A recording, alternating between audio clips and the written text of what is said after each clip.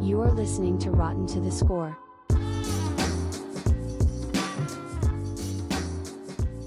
Salutations, everybody. That means hello and goodbye in many cultures. This is Rotten to the Score, where we discuss a movie below 60% on Rotten Tomatoes, deeming it rotten on the tomato meter. We review said movie and give a score above or below 60%, therefore determining if it's rotten to the core or rotten no more. Mm-hmm. I am your co-host, Jack Smith, and sitting next to me is my amazing, beautiful, talented, hardworking second half of this show co-host Drayton Williams the 14th. How are you doing? I'm doing all right. I'm really excited, dude. Second episode. Dude, this is crazy. It's insane that we actually we're doing 2 episodes now? Yeah. People thought that we were just going to do 1. Right. Now we're doing 2. 2 hits. That is nuts. So if this is your first time listening to the podcast, I'll tell you what we do here. Each week, one of us is going to choose the movie that we both watch separately and review. And this week, Jack chose the movie.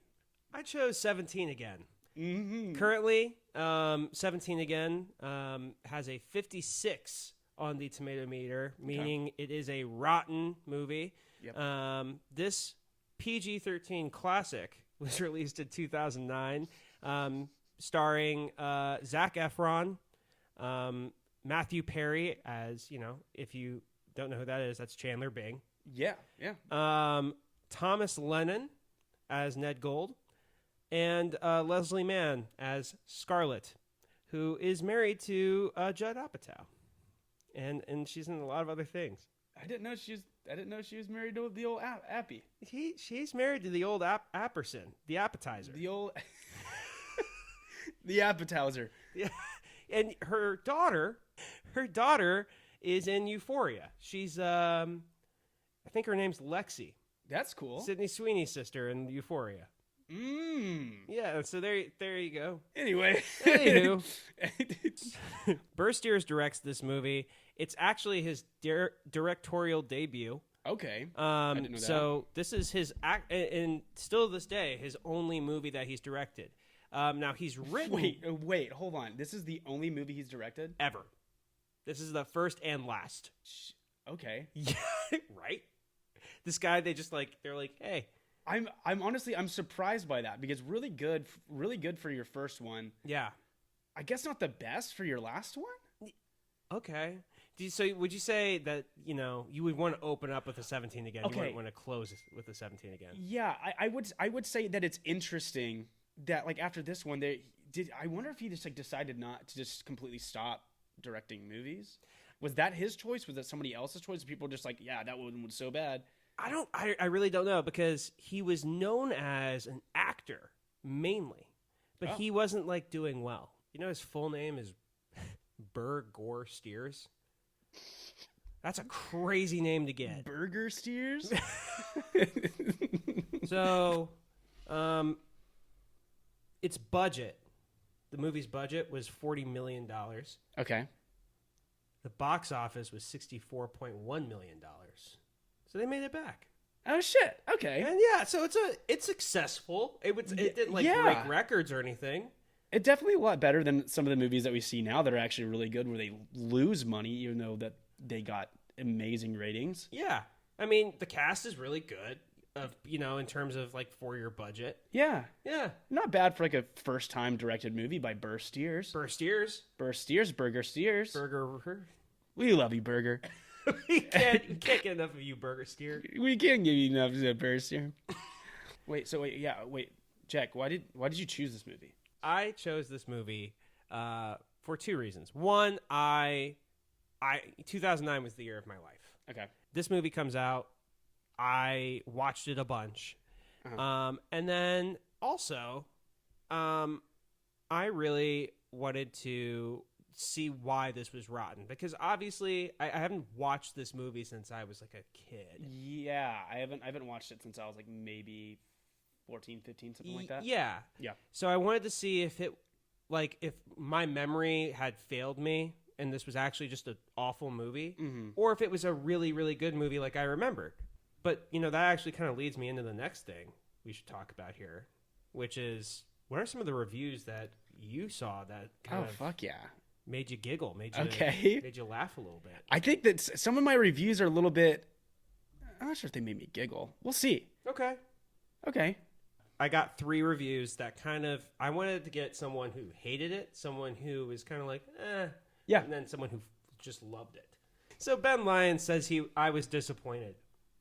That's the review. That was the review? It's a top review on Rotten Tomatoes. I was disappointed. Is this like a critic or is it audience score? No, that's a real, and there's no, the full review says he gives us, he didn't even give it a score. He didn't even, he just said, I was disappointed. Ben Lyons, I was disappointed. Interesting. Yeah, thank you, Ben, for your fantastic feedback. Yeah, great critique. Literally, Ben. just really gets into the meat and potatoes as to why the film disappointed him. Yeah. Really talks about it. Mm-hmm. Anyway, the next one I have is, this is an anonymous user. Okay. He says, the man went back in time to find out what it feels like to 17.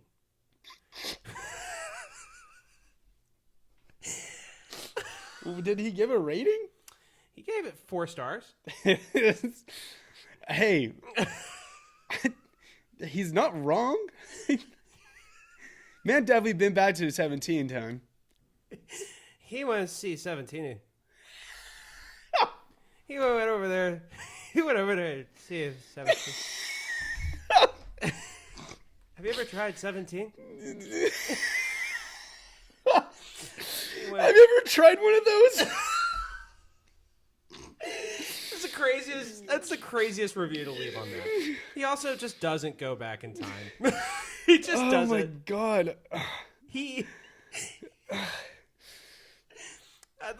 I'm getting overheated. That's a good one, isn't it?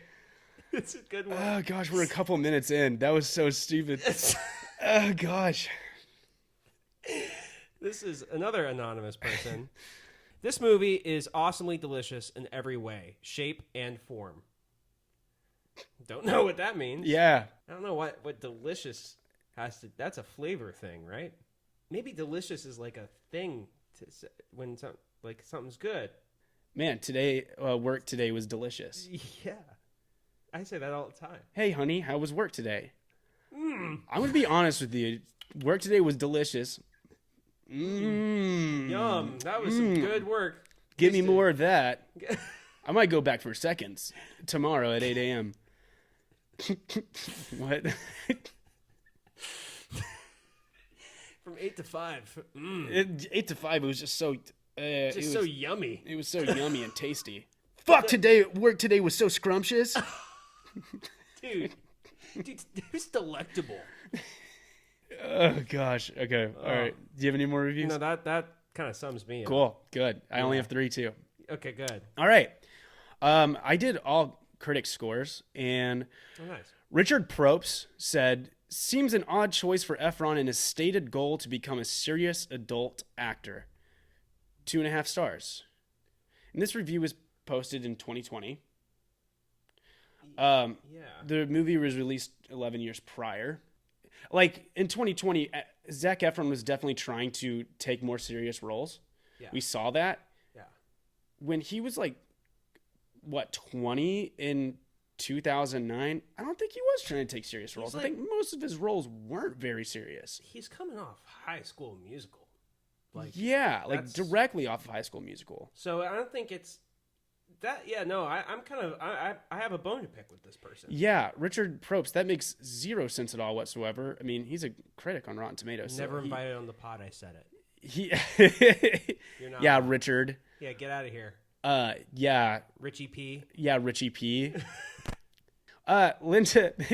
Linda Cook said, this isn't the first quote-unquote body swap movie ever made. 2.5 stars. Yeah, Linda, we know. No, that's like Freaky Friday. Yeah. Yeah. What's your point? That doesn't really, just because it is a body swap.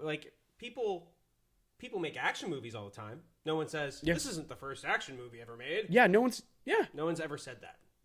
That's a bizarre comment to make. Yeah, by the way, if everyone doesn't know this isn't the first body swap movie ever made. So why would you make it? It's like, make more. Hey, fucking make more body swap movies. Honestly, I enjoy them. I'm having a good time with a good body Most of swap them do movie. really well. $64 million in the box Exactly. at the BO. Yeah, Linda Cook. Get Linda cooked. Oh, fire. All right, and then Peter Canavies. Hey, Peter Canavies. How about you have a can of V's nuts? Anyway, okay, I'm gonna go back. God, I did not pick that review for that joke. I swear. That was really bad. Okay. Peter Canavies said, "It's a strange movie indeed that is all about a 37-year-old heterosexual male and yet isn't likely to appeal to any 37-year-old heterosexual male." 1.5 stars. He has a point. Yeah. So obviously this movie is pretty polarizing. But I say let's jump right into it. All right. Let's get into it. Now that we've covered the plot of the movie, it's time to give the play-by-play and our honest review of 17 again. So let's fucking go. Let's go into it. All right. Let me take you back. It's 1989.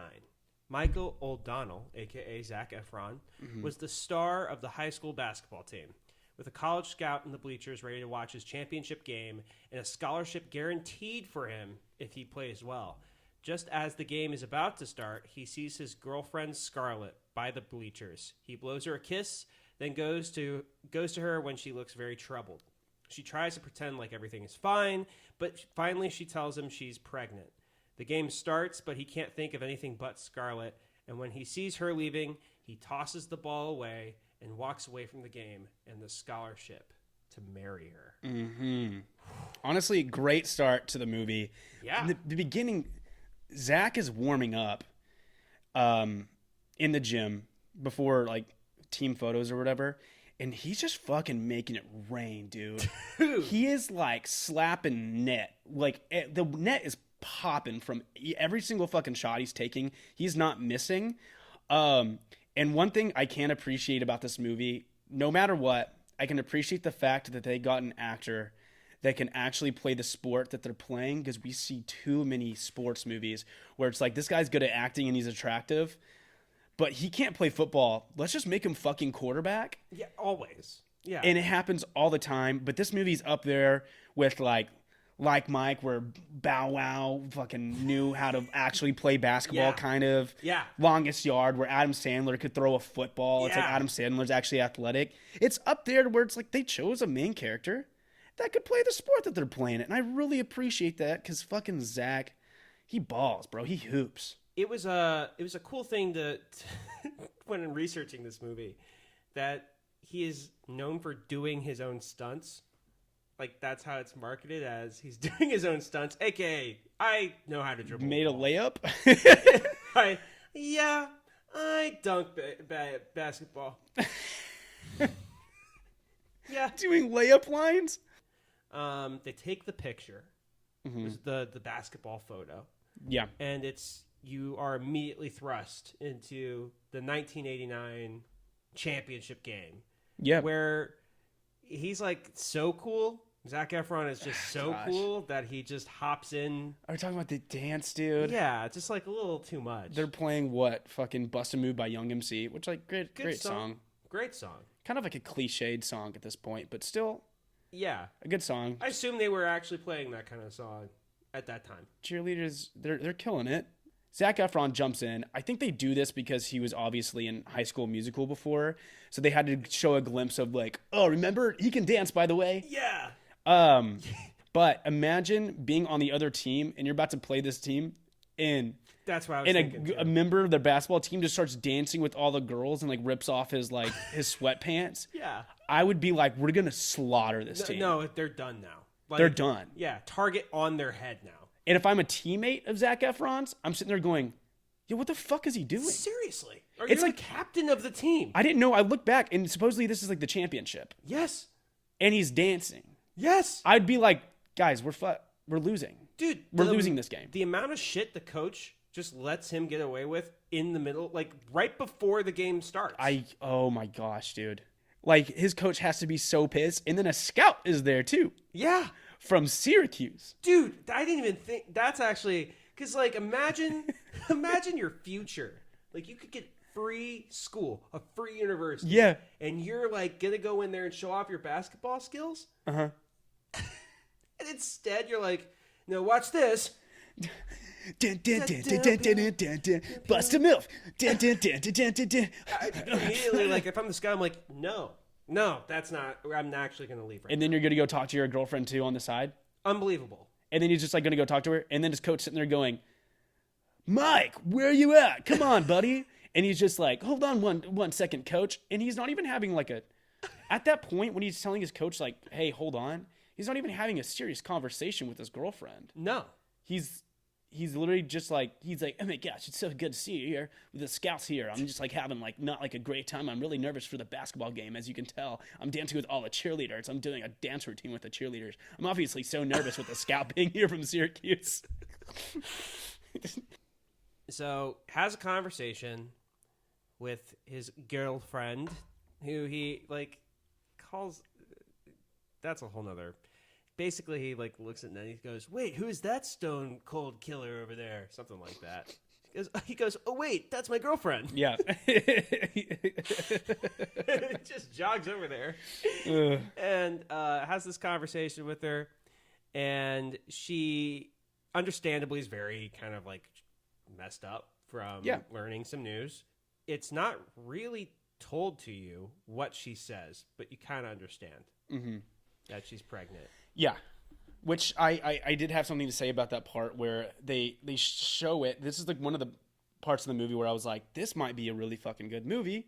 But he like walks off, the music immediately changes, the score changes, the lighting changes, and he's just kind of like walking, like stumbling around. You can kind of like see him like getting all panicky.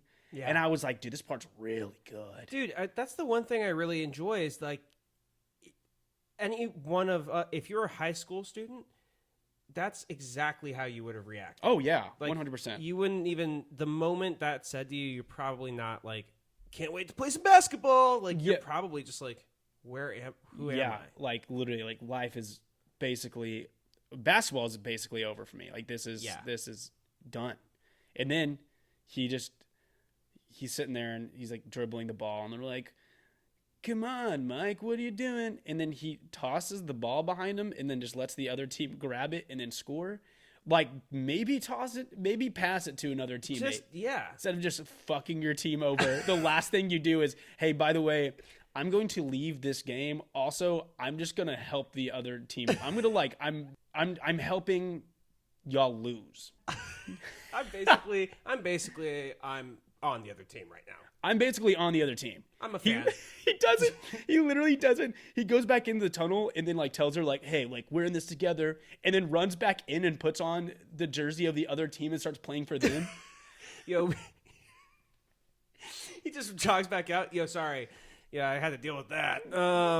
It's time to win a fucking ball game. Yo, scholarship money, baby. Just destroys them. Coach is like, what the fuck's going on? Gets signed by fucking Nike right then and there. Goes to fucking Syracuse.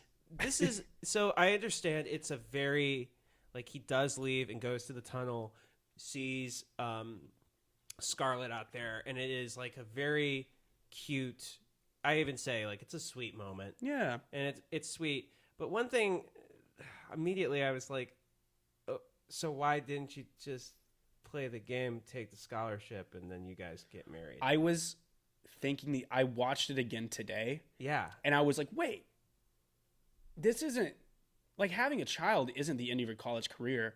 No. Like, we see it a lot in college sports where it's like a fucking sophomore will have like play a crazy game, and he's like, "Yo, shout out to like my child that's like 5 years old." Yeah. And you're like, "Oh shit." Yeah, that happens like all the time. Like all the time. And so it's just like, why did you have to literally give that up? Like, also college for free. It's not like it's like taking money out of your, you know what I mean? It's one thing if you're paying for college and a child, I would see that. Yeah. But like, it's basically like, yeah, no, Just not even gonna think about it anymore. Just walking off. Then again, I don't know. That's a lot to think about in one. Also, why? Okay. Okay. So Syracuse Scout is there. Yeah. Zac Efron, he's like 5'9". He definitely can't dunk. We see that. At no point in the movie does he dunk. At no point does he get up there close to dunking. Does he have handles? Does he have a good shot? Yeah. Maybe like D2 worthy. But say, okay, I'll give him this. Say Syracuse actually does want to offer him. He's not getting a full ride.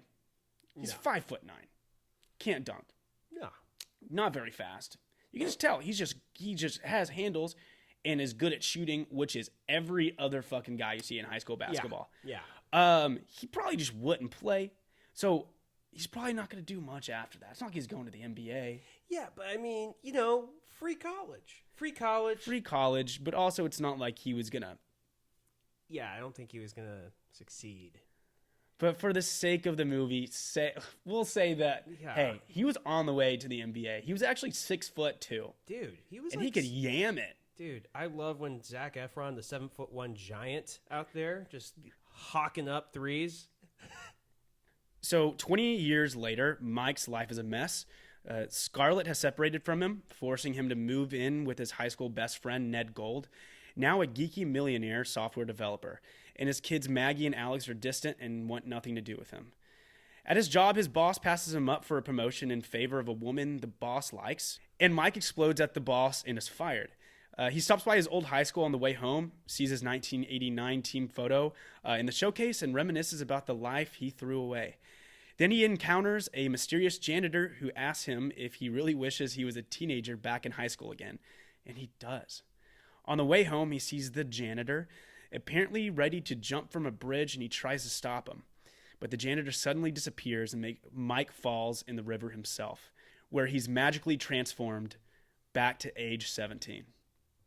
I mean, just that the moment it goes from that tunnel scene between Scarlett and Michael, you are immediately cut into, you see Michael, a divorced man, and it's played by Chandler Bing. Yep. Now, the first thing I thought was, boy, that guy did not age well. Like, you're Zac Efron. I felt like, I think that they did nail it in the fact that it was like, oh, holy shit, when you first saw Matthew Perry, you're like, oh, damn, he didn't age well. Yeah. But it doesn't, we'll see later that it doesn't really help his case when he turns from Zac Efron back to Matthew Perry. And you're like, oh, God. Yeah. Because Zac Efron's like, at the time, was like the guy to look like. Yeah. And just Matthew Perry was very funny, always like cool, never really like, especially at like 37. Is he in this? Like he's never been like admired as like a Zac Efron type. Yeah. Looker. No, like even back when he was in Friends, like he was just like the funny guy. Yeah, and also. I'm not just trying to like crush him here, but he just looks nothing like Zac Efron. Yeah, I think I forgot. I haven't looked it up yet, but I'm pretty sure that Matthew Perry has like well over a few inches on Zac Efron. Oh yeah, like big time. Yeah, dick size. I wasn't talking about. Yeah. Dicksize.com. Dicksize.com. I actually found it on Dicksize. Yeah. Oh yeah. Yeah. But then he walks downstairs. And his friend Ned, the nerd from the beginning, played by Thomas Lennon. My man. Dude, and my God. I mean, he is one of the best parts of this movie. I can't get enough of him. Every time he's on screen, there's like he's never not funny. Like he's always funny. Literally. He's immediately sitting down there in like elf ears eating cereal. And he's just shooting the shit with Mikey. Yep. And Michael's like, my life is over. My kids hate me. I don't have a wife anymore. And he's like, yeah, no, I like talk elf. Like I'm like, I'm like eating cereal right now. Like this is my life. Oh gosh, no, I think, dude, he was a great addition to this movie. Yeah. I would argue that like Zac Efron and the Thomas Lennon, that whole that whole actual, we'll get into that because we haven't met. Zac Efron isn't back in this movie yet. Yeah, no.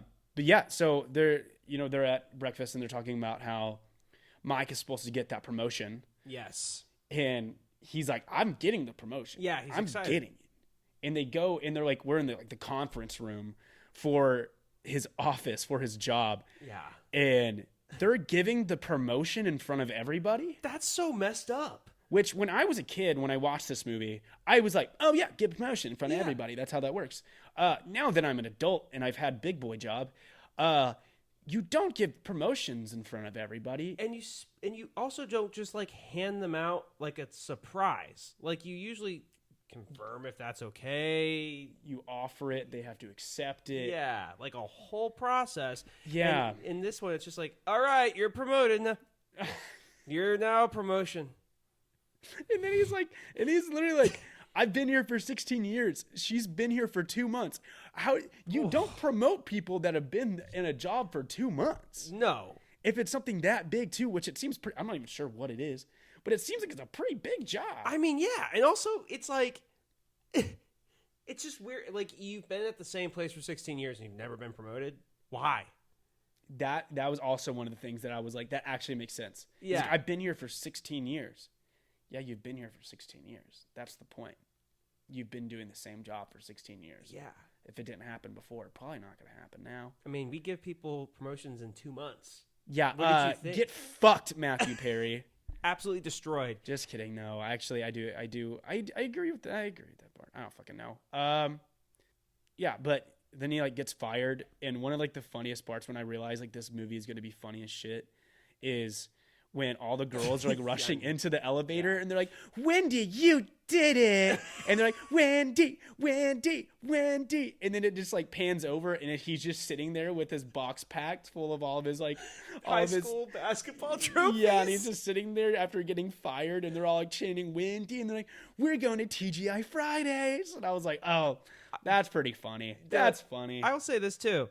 Was that like an advertisement for TGI Fridays, or was that a non-advertisement for TGI Fridays? I think that might have been a product placement because I'm not sure. Maybe 2009 TGI Fridays was like, yo, dude, we're going to TGI Fridays. We do this shit for fun. I don't know anyone that goes to TGI Fridays for fun, and if you do, more power to you. More power to you. Frankly, I'm all more the of a power Chili's to guy. you. More of a Chili's guy. Mike walks into the school and he's like picking them up, and he's looking at his old high school basketball team photo. And janitor walks up and he's just like, I remember you. You're the guy that didn't live up to his full potential. And it's like, okay, that's like most of the people from high school, but okay. And he says, eventually all of you come back at some point. So like, does he send a lot of people back in time? Like, what if this is just like a large scale, like shared experience between like multiple people? I was wondering, because like, if this is a common thing that happens, why doesn't everyone fucking know about this janitor? We don't know if this is a common thing that happens, but it seems as if this janitor likes to send people back in time. So if eventually all of you come back at some point, does every single Hayden High School basketball player just get fucking sent back in time and then no one's talking about it? Because if so, what? I mean, yeah. Like maybe it's just a bunch of like NBA players, like the best of the best. They're like, yeah, I got divorced. Now I'm back here. I'm going to just make sure I'm like really like just rich now. So it's like everyone you've ever known that plays basketball. 75% of the NBA basketball players are from Hayden High School. Like they talk, it's like it's like a rumor in NBA locker rooms. Like, oh, you know the janitor? You know the janitor? Everyone thinks it's like a steroid plug. It's like, no, you just go back in time and play. He made me feel young basketball again. Made me feel like I was in my prime again. Yeah, but then, God, his fucking. And then, like, his daughter and her friends walk up, and then he just disappears. Yeah, just gone. Also, janitor played by Bill Murray's brother. Exciting. Seriously? Yeah. Oh, shit. Yeah. Okay. Weird. So he walks into, or they head home. He's dropping his kids off back home. He walks into the backyard, and his wife played by Leslie Mann, is tossing all of his stuff in a wood chipper, and they're not, and their divorce isn't even final yet. Yeah. She's taking all of his belongings and just tossing it, like destroying like all like very valuable stuff, like a whole like bag and all this shit. Yeah. And I've never been through a divorce before, Right. thankfully, but I'm pretty sure that's illegal. Yeah, no, that's massively illegal. Also, that it wasn't even. It was kind of like, hey, that's my stuff, and then it was immediately like, No let's talk reaction. about- Like yeah. literally just like, hey, that's my stuff. Yeah, but also, why a wood chipper? You know, that just seems like very convenient, especially because she gets into the fact that she's redoing the backyard. Yeah. So a wood chipper will just shoot all that stuff Into the backyard. Yeah. So really, just like throw it in a trash bag and. Yeah. That Yeah. makes, I guess, for like dramatic effects. Tough watch. And then, they proceed to talk about how much of a shithead he was back in the day, how he never finished anything he started in the backyard, Yeah. how there was a barbecue pit. Look at that. It's like half built. Sad, pathetic. Pathetic. The hammock wasn't even hung up. Really, if you're gonna harp on that, by the way, you should just hang it. It's a hammock. It's a hammock. Literally, It's just literally hang a up the rest. whoop. Yep. Just like that. Mm-hmm. So both parties are validly upset about this, Mm-hmm. and this is one of my favorite moments because I actually have a story with this. Her friend pulls up Naomi, who I've watched this movie with two divorced men before, Okay. like not in separate viewings, obviously. Okay. But they both said the same thing. It's like, yeah, when you get divorced, there's always that one person that like is gonna like try to be like a guru for your wife, Yeah. your ex-wife. Mm-hmm. And so I guess that was like that, like really for the review that says this isn't catered towards 37-year-old men. Yeah. Like that apparently like that like cues them in because they're like, oh yeah, that's like what happened Yeah. with me and Brenda. It's Yeah. like, oh damn. Yeah. But yeah, Naomi, that character is so funny to me. Yeah. She's like, she walks up and she said, and she's basically telling Leslie Mann or Scarlett. She's telling Scarlett that she'd do fine. She's like, yeah, you'll do fine in the dating market because she has a quote. She has a butt of a 12-year-old boy. What a fucking wild thing to say. What? Yeah. They're fucking excuse me. I'm like, I don't even want. I'm not even gonna get super into that. But just if you're watching, listening to this, just think if anyone ever said, "Hey," Oh, to dude. you directly, Yeah. "Hey, you're gonna kill it out there, Tiger. You've literally got the ass of a 12-year-old child. Would you beat them up Yeah. or no? On site. Leave it down in the comments." You have a 12-year-old boy's butt. Couldn't even really. Oh fuck yeah! Look at. Oh yeah, look at you go. Yeah, you definitely have that, dude, bro. Oh my god, bro, look at her, dude. She definitely has the ass of a 12-year-old child. Yo, you good? Yeah. Is everything all right over there? Are you good? Yo. Nah, dude, I was just telling you, like, I mean, like, that, like, she has a 12-year-old boy's, like, buttocks right now. Like, I'm just, like, pent up about it. Dude, last night was crazy, bro. We went back to her place. Dude, rockin' body. You'll never believe this. Ass of a 12-year-old child. Yo. Hold on. Wait. That is awful. Wait, hold on. Wait. Excuse me? I think that's a 911 call. That it might That's be. an immediate 911 call for me. So yeah, it apparently starts raining out of nowhere. Just out of nowhere. Yeah. Starts just pouring rain. Mm-hmm. And Matthew Perry on the bridge, driving around, just kind of like cursing himself out. And in the middle of the bridge, there's the janitor. The guy who's like, oh, y'all will come back at some point. Mm-hmm. And he's looking like he's about to just jump off this bridge. Yeah. So Matthew Perry, being the good guy that he is, he's like, no, not on my watch. and he runs, to save this man.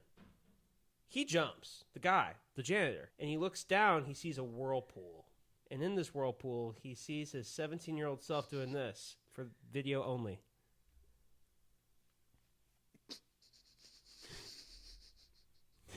I was thinking about this when he was looking down at the whirlpool. They could have just shown the whirlpool. Really, they could have.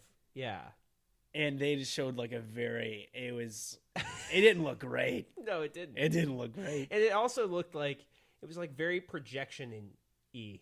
Projection-y. Yeah, projection-y. Yeah, and a sea anemone. The sea anemone.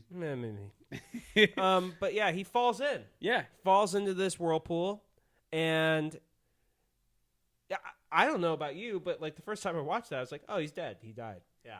Well, it was nighttime when he was driving back. He gets back to Ned's, and now it's light outside in the morning. Do you think he was just out there, like in the whirlpool? Like for a whole night? He didn't notice that he was 17 when because he gets back and he notices himself in the mirror. Which is... oh no, I'm 17 again. And I'm thinking, was he either in the whirlpool for the whole night? Was he trying to get out of the river because he's covered in mud, which makes sense, and soot? Was he trying to get out of the river the whole night, and then he had to drive back all the way to Ned's the whole night? While doing that, did he not know? Did he not notice that he was 17? I mean, I don't know. Maybe he was like, for me, it would make sense if you're like, I've been in a whirlpool all night. Like, I've just been struggling in a whirlpool all night. Like, the entire night, you're just trying to not drown. Like, that's been your job for, like, a whole... Oh, God. Like, 8 hours. Oh, man. This is really tough for me. Yeah, this one sucks. And he's, like, trying to, like, find a way to get on shore. I literally lost my job today. Yeah. He's just like... This isn't even the worst thing that's happened all day. I literally think if you're that tired, your money, you've, like, had, like, possibly the worst day. Like, your stuff was thrown in a wood chipper earlier. Yeah. I would 100% not be, like, checking my hands and shit to see if I was 17. I'd just be like, okay, let's get in this car. That's true. Okay, makes sense. Yeah. Yeah.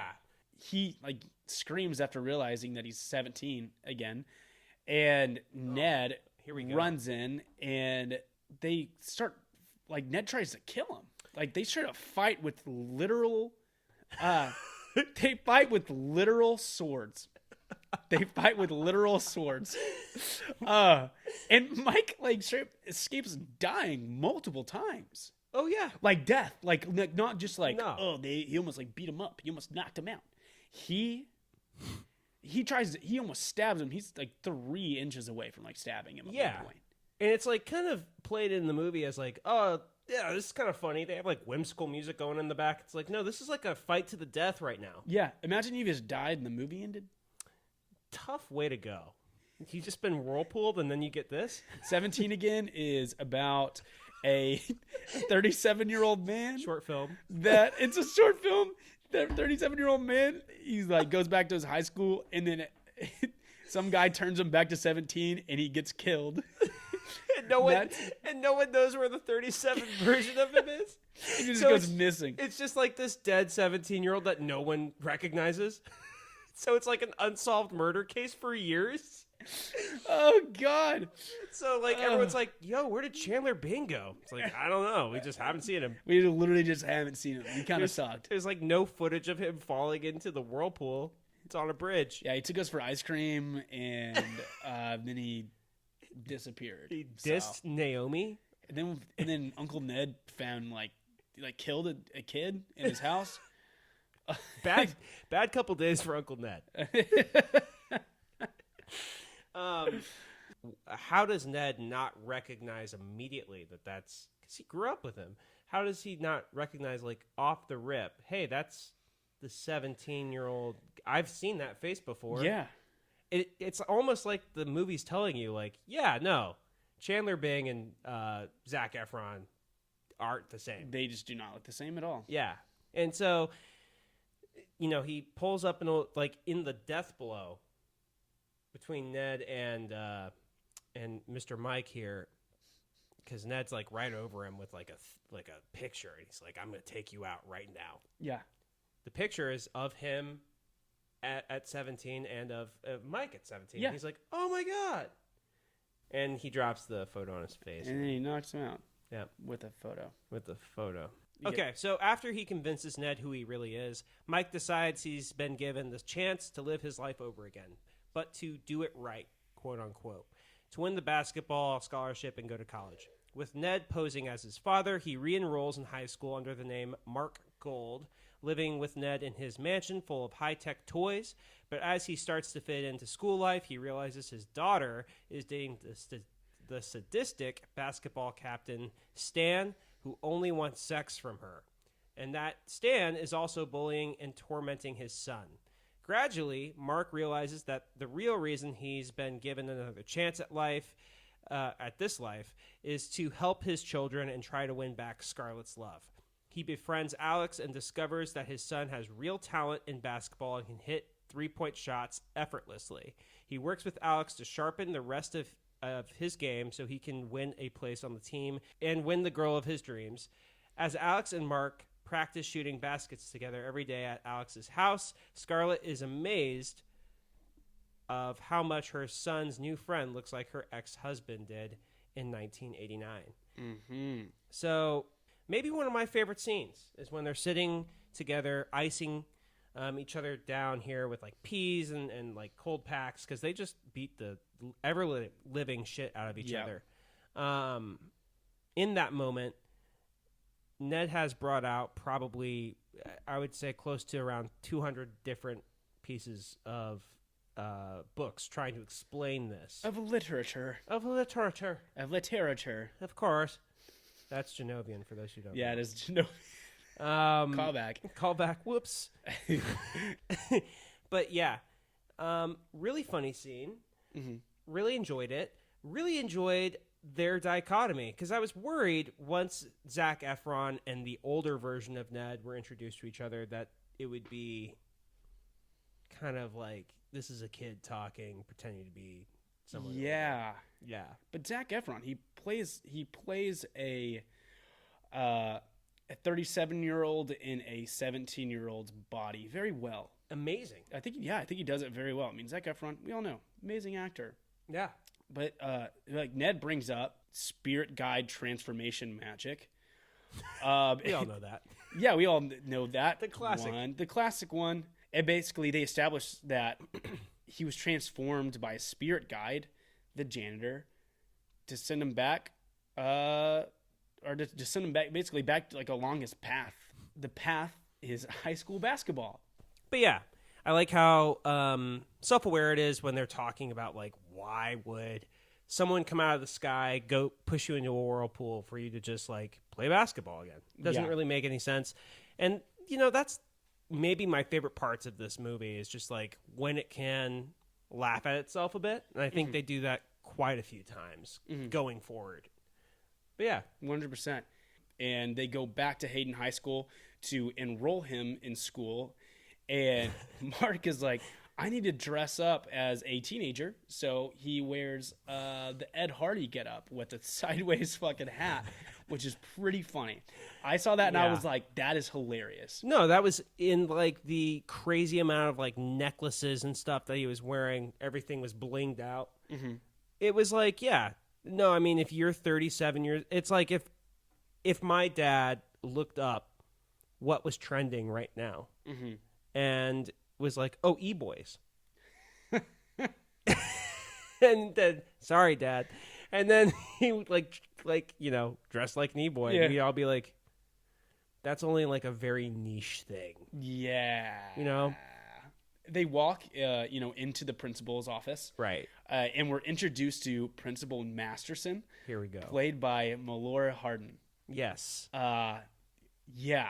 Some may recognize her as Jan from The Office. Uh-huh. Killer performance from her. Dude. I'll say it. Oh, boy. She is so attractive in this. Wow. 11 or 12? Yeah.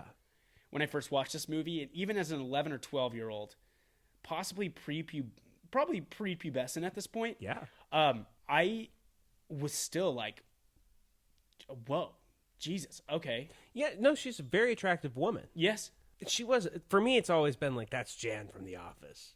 She, like, made out with Steve Carell. Dude, for me, I'm like, yo, that's Principal Masterson. But yeah, this is where we're introduced to Principal Masterson. Yeah. And like Ned freaks out and he's like, oh my God, she's so attractive. Same. And they shake hands for a really long time. Yeah. And he's like, I think her hands just made a baby. That's the funniest thing to say. As a little child seeing that, I remember thinking that was so funny. Watching it again recently, I was like, dude, that is so funny. I paused it and laughed. I paused the movie and laughed at that. Pausing a movie and laughing? Yeah, it's just because I couldn't, I literally couldn't help myself from like being just like, I was on the verge of like losing control of my body to this fucking joke. It's not even like, it's not even presented that well. She's like, what she tells them, yeah, we'd love to have you. Hayden High School would love to have you. You're enrolled in the school. And Ned raises his hand. And she's like, yes, Mr. Gold, do you have a question? And he goes, your hair is pretty. And she's like, okay. And then he says, would the lady mind if I smelled it? It's amazing. Fucking Thomas Lennon, man. Dude, murders it. Dude, the entire time. Absolutely murders it. So, and then Zac Efron pulls him out and he's like, dude, no, like you can't. It's like pissed out there. You hear the door's closed. You hear, dude, I was about to like close. And then he just peeks around the corner. He's in the window and he's literally just sitting there just like staring at her. Yeah, it's too good. Oh, gosh. It's too good. Oh, fucking amazing. But he's immediately in. He's immediately enrolled into high school. He goes upstairs and he's like walking around and everyone like looks at him and is like, what's going on with this like fit right now? Yeah. Like you kind of look like a bedazzled asshole. Mm-hmm. Figured that out. And then Ned throws out maybe one of like my favorite like movie trope things ever, where he like hits you with breaks out the credit card. He's like, we're going shopping. And then like Zac Efron's like, oh, by the way, I'm Zac Efron. Yeah. Like if I dress remotely okay, I'm fucking Zac Efron. I'm fucking Zac Efron. I'm gonna show up to school in an $80,000 Audi. Yeah, which possibly costs more at this point.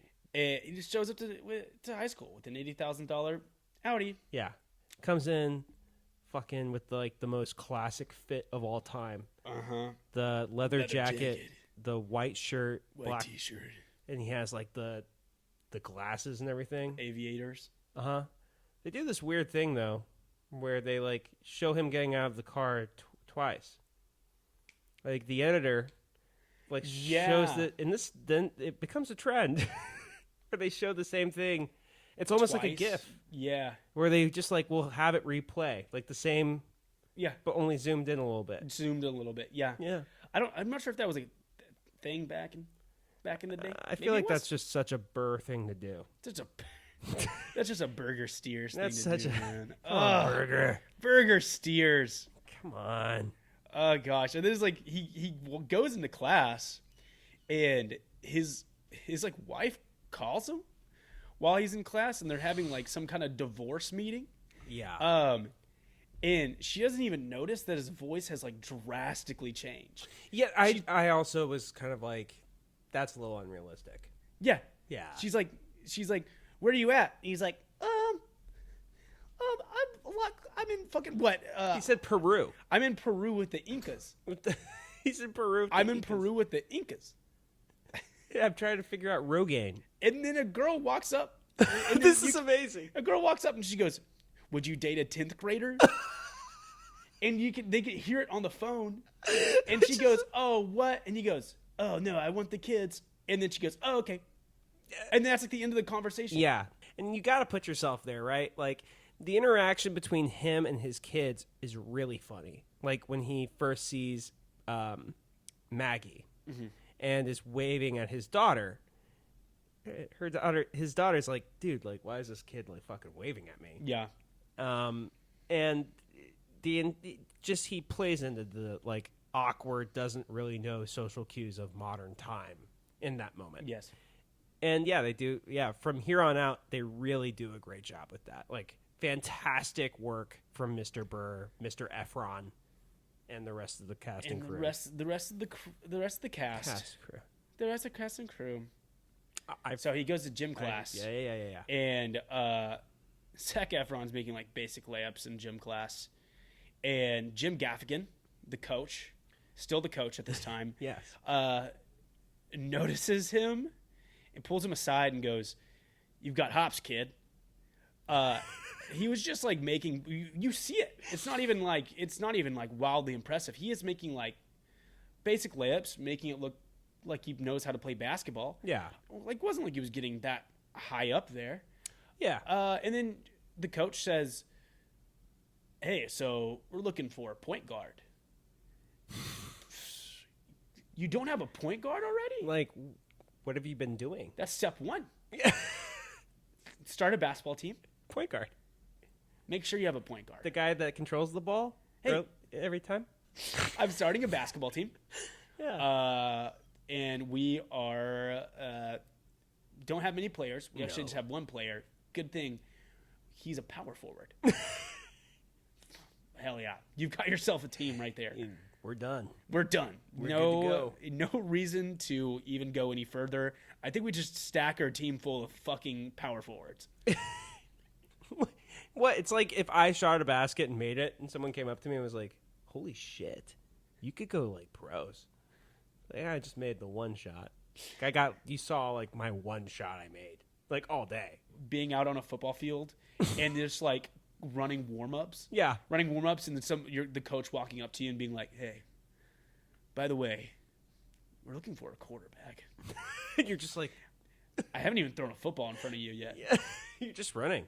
I'm just running around. I haven't passed the ball to anybody. No. I've dribbled twice. I sometimes put it between my legs so far. Put it between my legs a couple of times. Yeah. Like, it's a mess. But from there, right, he finds his son in the bathroom taped to a toilet. Mm-hmm. And he realizes, oh my gosh, my son's not popular. Yeah. And he's like, who did this to you? Stan? Who's Stan? Your sister's boyfriend? So he's learning a lot. Yes. Learning a lot. Tough time for him. So it gets him out of that taped situation, a taped asshole situation, which we've all been there. We've all been there. So it's the worst. Oh, I hated that in high school. When they just taped me to shit. When they taped my shit. Dude, imagine just like a bully running around just like has duct tape on him. You're like, what's going on? He's like, we're taping you. Am I getting a swirly right now? No. We're pulling down your pants and then we're taping you. Idiot. Hope someone finds you in here. Hope your prepubescent dad doesn't find you in here. Mike, Mark, who cares?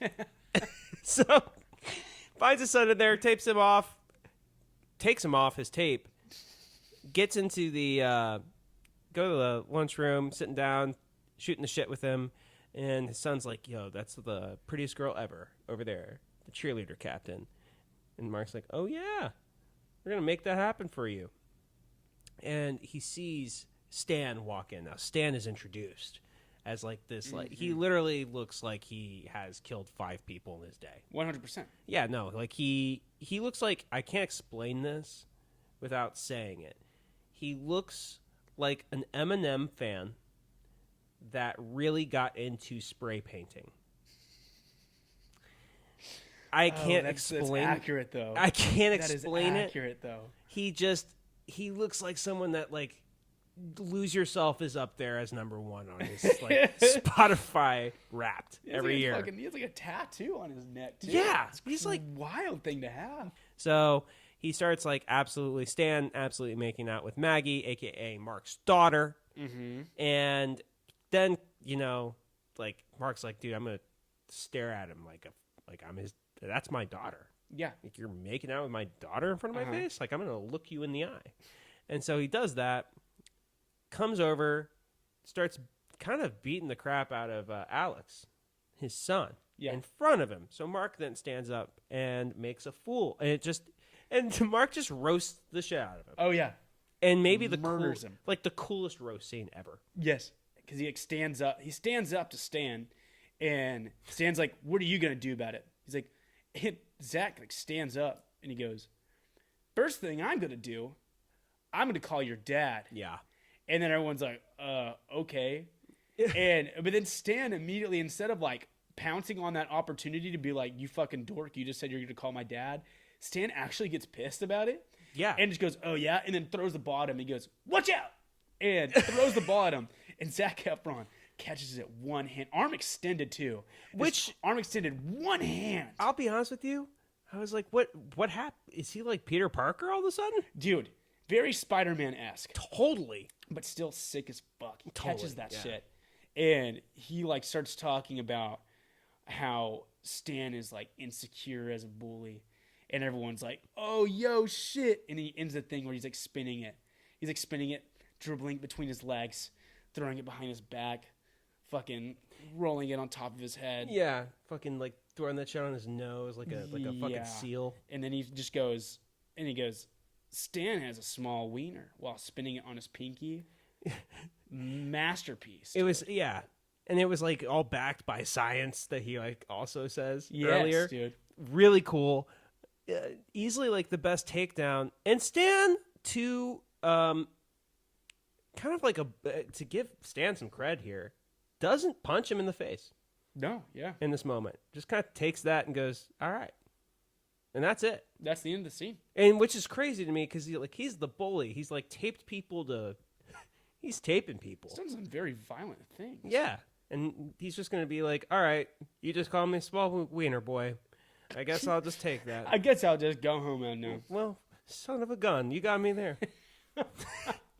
I may be Yeah, a. what do you think happened in between the cutscenes? Do you think he went, "Oh man," and threw his arms down really hard, Just like and just Caillou? walked off? He just Caillou'd out of there. He just Caillou. It's just seriously. Oh no! Oh, you're definitely gonna get bullied after this one. Or he's back at Ned's place, and he basically realizes, the reason for this might not be basketball. It might be, Alex and Maggie. Yeah. And I think this is like the first time we kind of have like a really good reason for this movie. I think that like that's actually kind of like a good reason. It's like, Yeah. I'm not close to my children.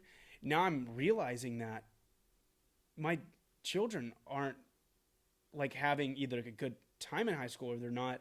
I haven't raised them well. Yeah. And I have an opportunity to firsthand change that. And I was like, that's okay.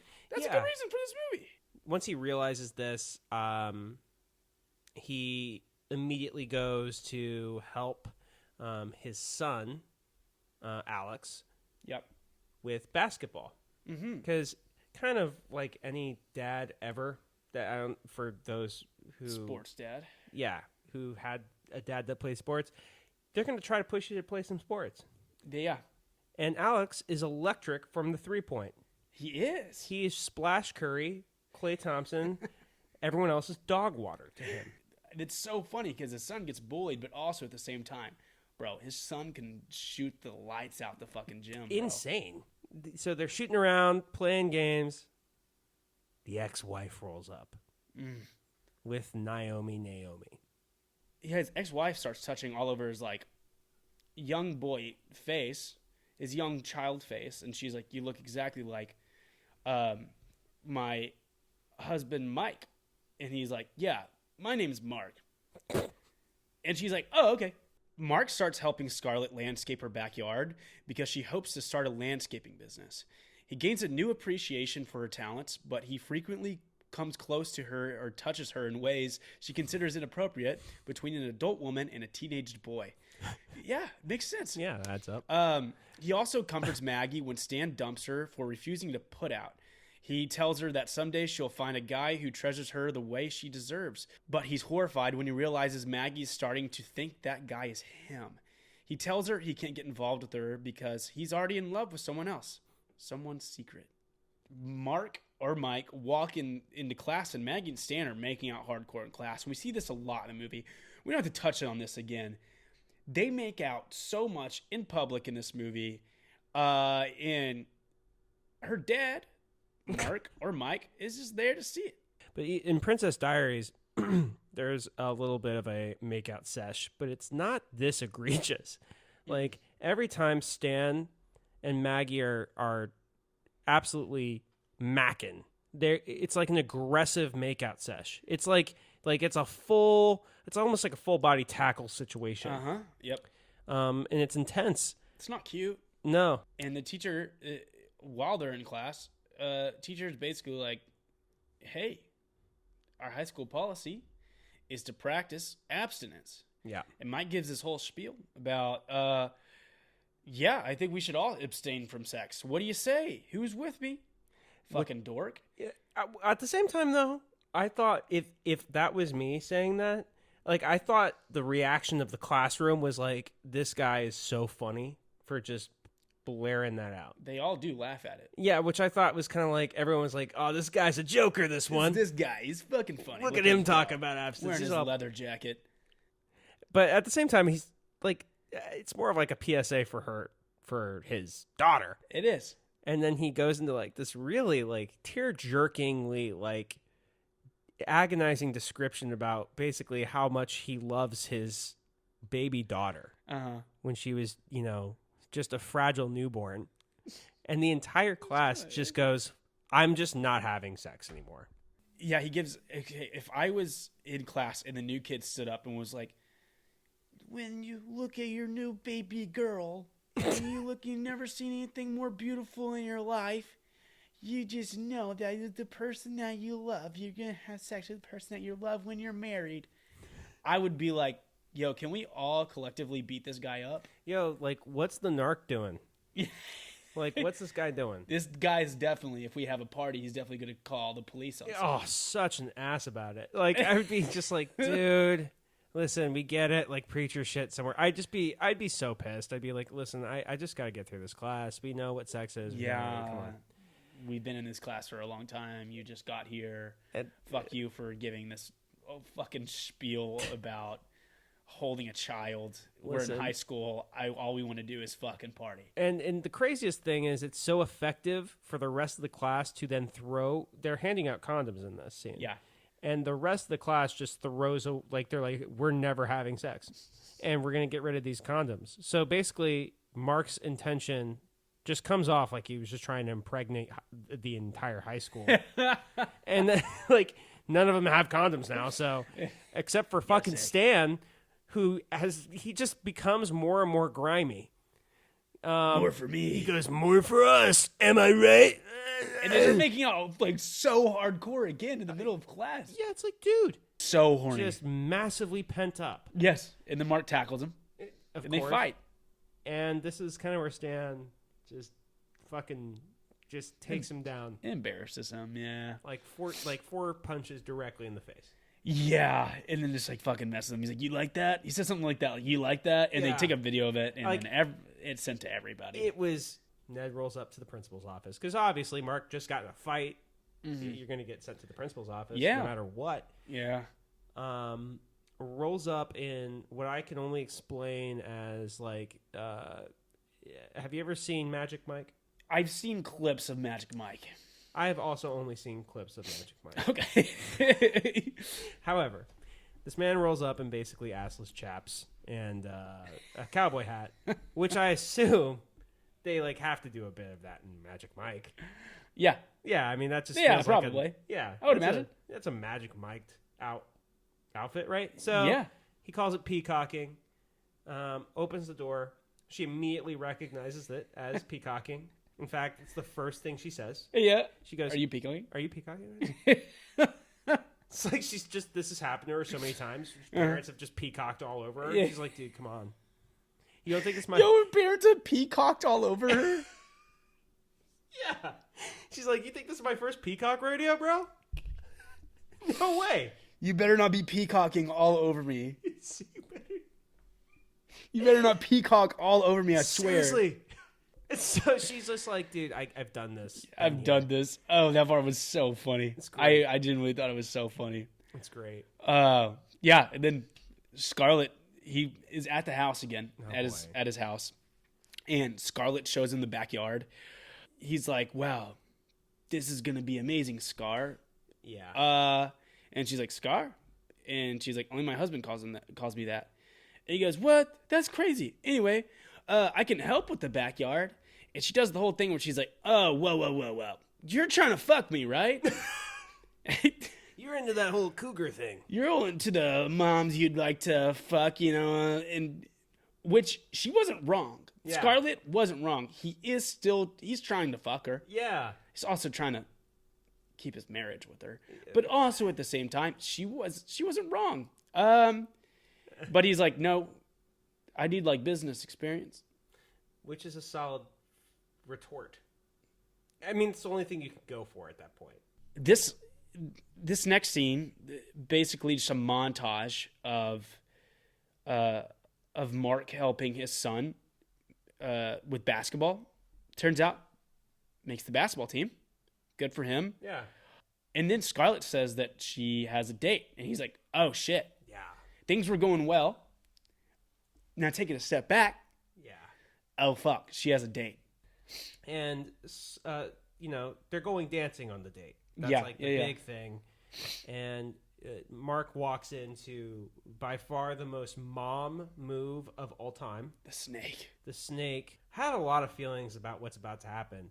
He starts playing their wedding song. Yeah. And she did not catch on to that at all whatsoever. I mean, it's a hard thing to catch on to. It is a very hard thing to catch on to, but he walks over and she goes, "Oh, weird song to play. This is actually the song that my husband and I danced to in our wedding night." And he goes, "What a coincidence." And he starts just like getting really close to her. He starts like walking up, and it basically chest against shoulder, where he's just like, "Oh, let's dance." Here's the thing. For me, it was kind of like it was kind of sad. Just felt sad. Because I was watching, I was like, first of all, both of y'all still like thinking about the other person. And I don't know. She gets picked up and spun around by him. That's where it was the part where I finally was like, "Ooh, no. Yeah. It happened for like He's a long still he's still 17 at this point. He did the eye thing right before you kiss, which is like, I don't know what's up with that in movies, but like every time you're about to go in for a kiss, you do this.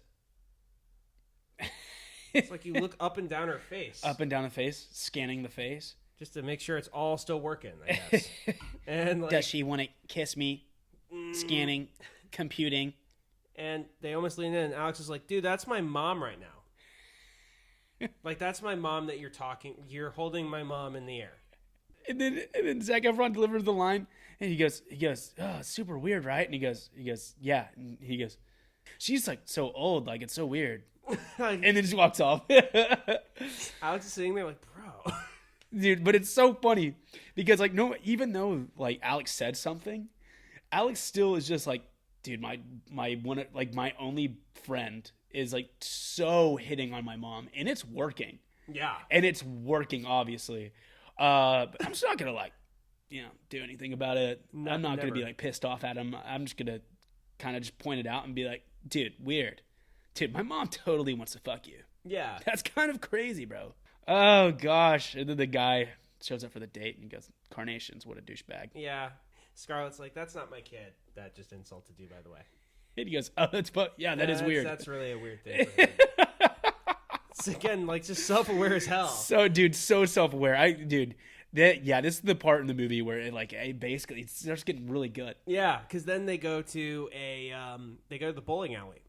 And at the bowling alley, this is like the coolest like little like exchange I think between Alex and Mark, his father. When he's like, "Dude, I'm not sure if I'm gonna like. We've all been here. This is like a moment as like if you were ever a teenage boy that had a crush on a girl that you thought was like crazy attractive. Yeah, you were super nervous to go up. And yeah, talk like to no that way person. I'm gonna go talk to this girl right now. And so like they have like the classic like, "Why aren't you gonna do it?"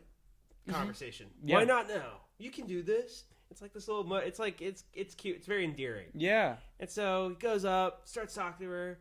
And he's just like flubbing it. And it's so funny, dude, because this is why, obviously, like Sterling Knight, he was in a lot of Disney movies. He's still like just a good actor. He's a charming little guy, and he's talking to genuinely very funny. He's talking to Nicole, and he's like, "Your hair looks like my dog's," and she goes, "Oh, that's sweet," and he goes, "Yeah, she died," and she's like, "Oh," and he goes, "Oh, like so sorry," and then he like puts his leg up, and his pants catch on fire. Which is like an insane situation. And she goes, "Yeah, you're on fire." You're on fire. And he does the thing. He just said like the half smile, just like, "Oh, really?" I'm fucking killing this shit. "Oh, really?" And she's like, "Dude, I thought the way his face looked, dude, Sterling Knight killed it in this part." Just like, "Oh, really? Yeah. All right, cool." Yeah. He's just like, no, I'm like, "Oh shit, I am. I'm killing it right now." I'm like, I knew Mark was right about this. And she goes, "No, you're literally like you're on fucking fire." Like it's not a necessary scene, but it's like necessary for that character. It's so necessary for that character. Yeah. So then it's like one of the funnier scenes where he goes up to talk to Maggie, and he's like, "Dude, Stan's like a fucked up person. Yeah. Like you are dating someone who's sadistic." Now, mind you, Maggie's gotten into Georgetown, fantastic school. Mm-hmm. She has given this dream up to. She has announced that she's going to go to the community college while Stan is on track at a managerial program in Home Depot. Now, there's nothing wrong with that. There's nothing wrong with that. However, if you got a scholarship full ride to Georgetown, you're going to be able to fast track certain parts of your career earlier in your life, I'd say. Yeah. And he's like, "Wait, hold on. What?" And she goes, "He's my forever." It's the cringiest delivery in the entire thing. How she puts it and how she says it. And she does like this little locket thing. She's like, "He's my forever." She looks like one of the Who's of Whoville when she's talking. Oh my gosh. Like, it's tough. So accurate. Yeah, it's really a tough watch. And then he's like, "Dude, no, fuck you. I'm your dad. Shut up. Like, no. I will forbid you from doing this." Yeah. And she's like, "You're not my dad. I don't have to take this." Runs out of there. Yeah. And he's just like, "All right." "Don't walk away from me." The basketball team wins a come-from-behind game with Mark doing a lot, but Alex makes the game-winning three-point shot. Meanwhile, Ned has been smitten with Jane, a.k.a. Miss Masterson, the high school principal, since the first day he went into her office to enroll his son, but his geeky attempts to impress her have done nothing but disgust her.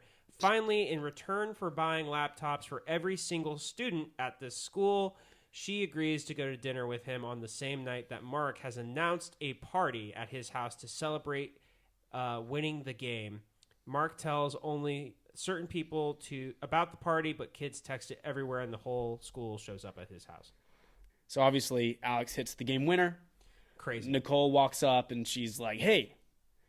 And she's like, "Oh my God, you did it." And Alex is like awkwardly like, "Yeah, you did the cheering stuff.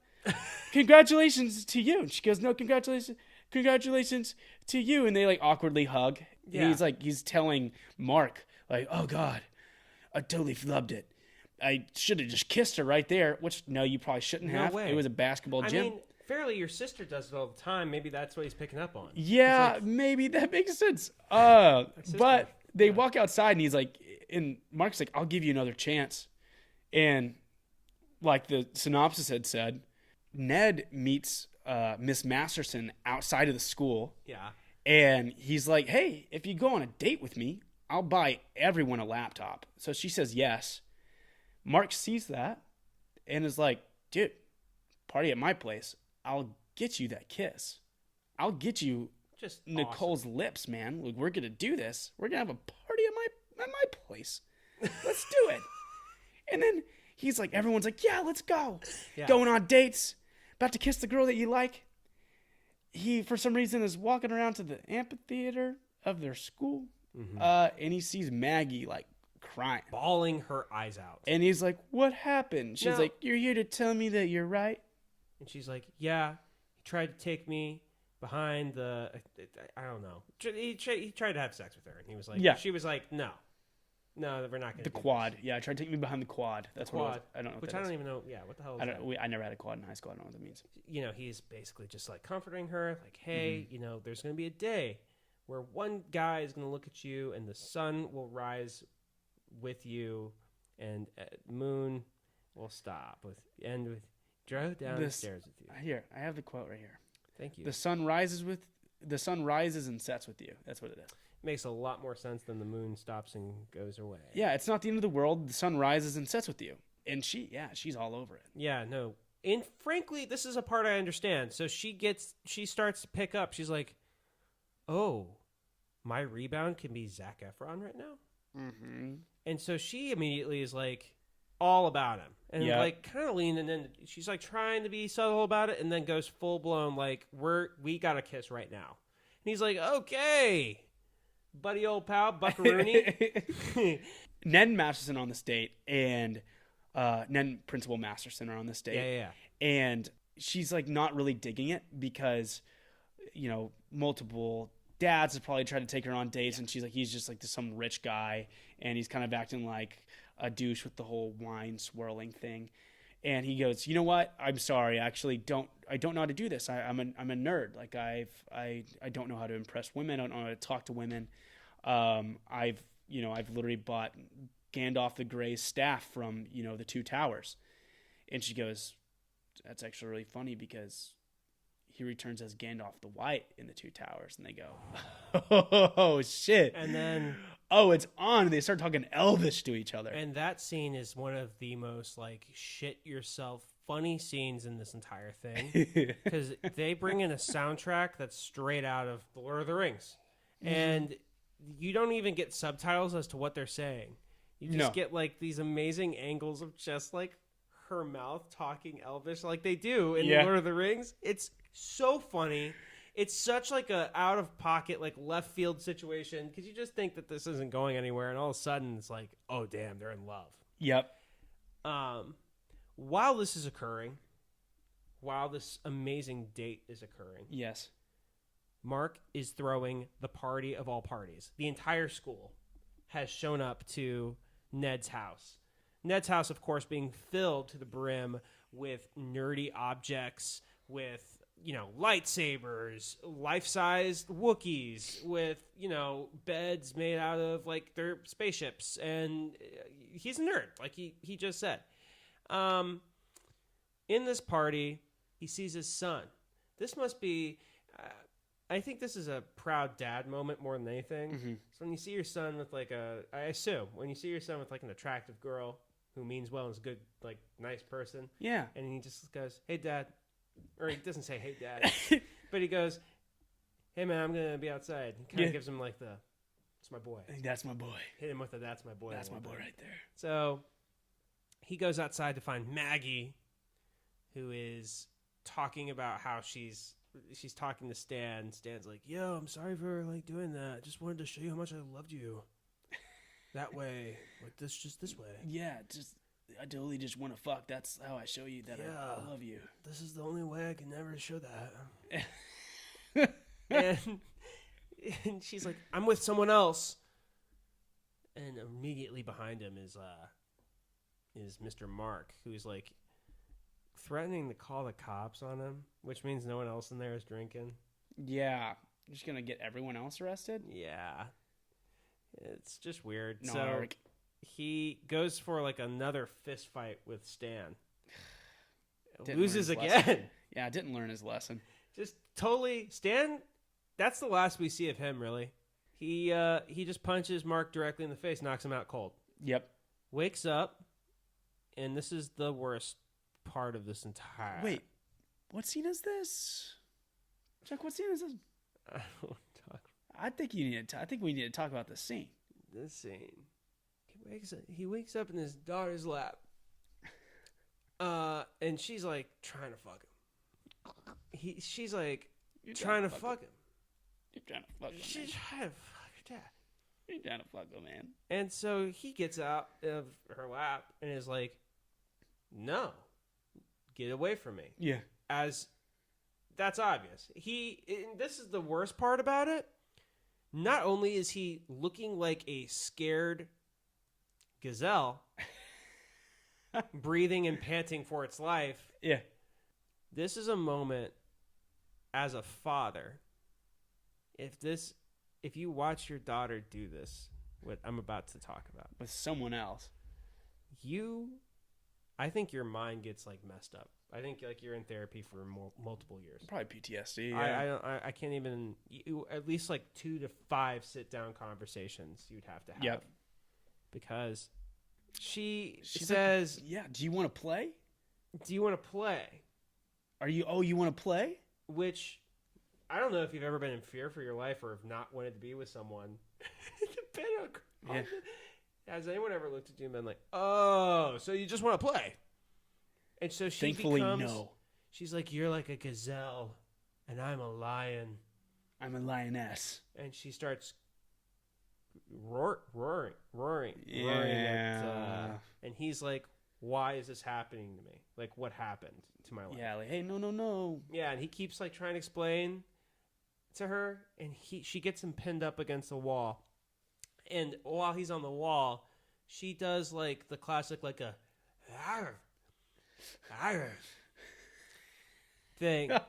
And he's like, "Oh, no. Please, no. Let's not do that." Yeah, no, please. I don't like this. Uh-huh. And she goes, "What, are you like confused?" And he's like, "Yes. I'm yes. very confused." He's like so excited to like get out. He's like, Yeah. "Finally, yes, yeah. Yes, I'm confused. And she goes, "Oh, I understand everything now." She just like stereotypes a gay person.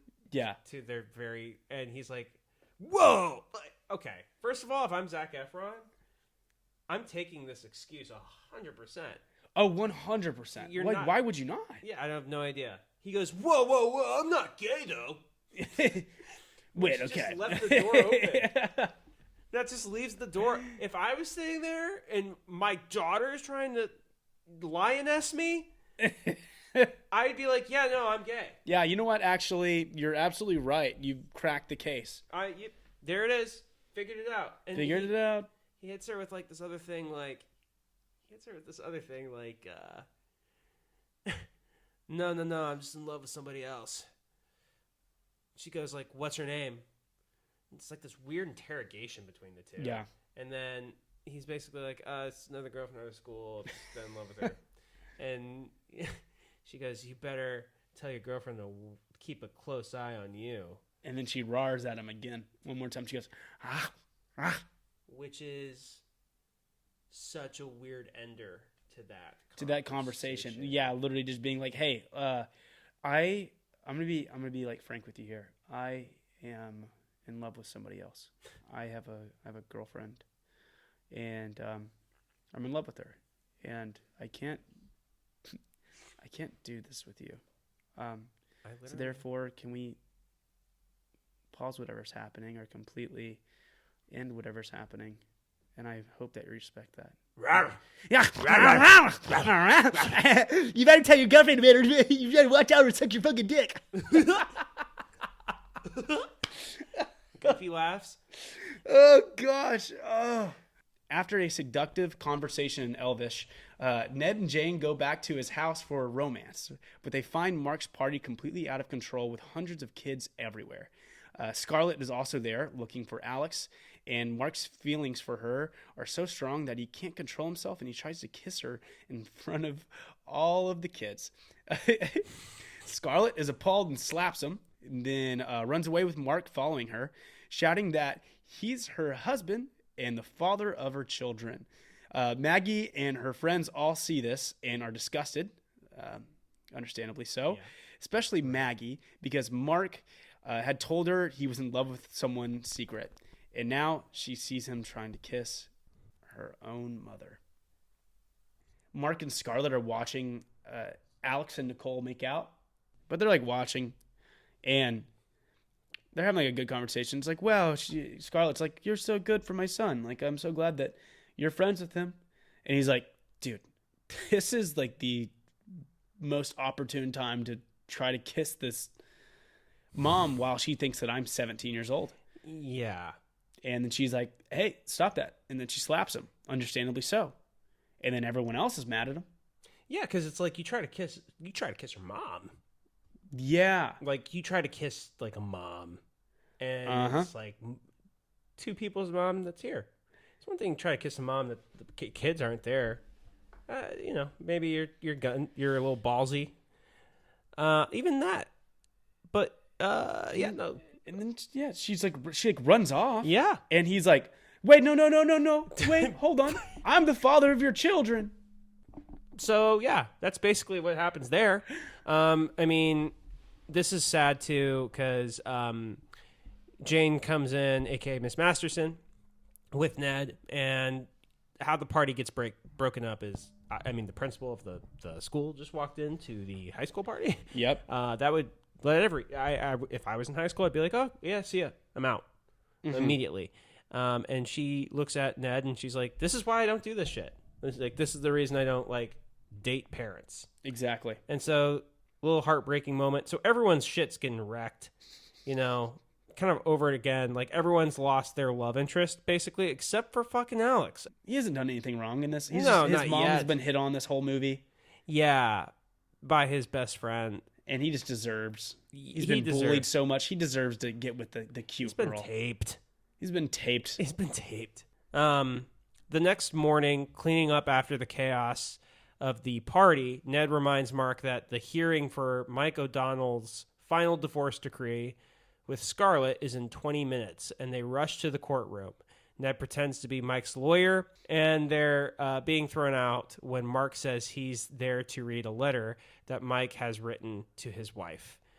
So Mark, the young version, is reading a letter that is from Mike. Mm-hmm. Yeah.